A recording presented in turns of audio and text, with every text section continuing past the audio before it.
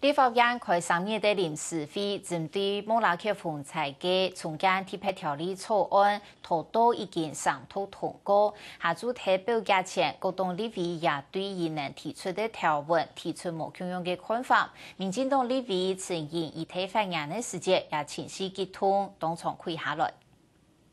我们不是反对安置，我们不是反对在特定危险的区域限制居住。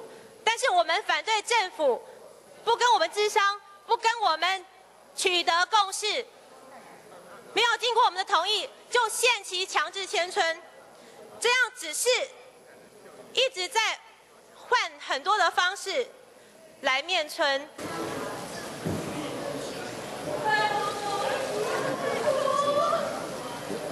在特别条例里面，我们也知道说想要做的事情很多，但是呢。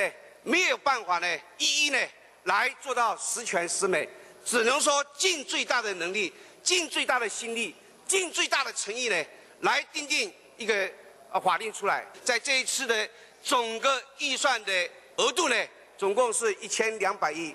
那么我们执政党的经费来源呢，是完全用举债。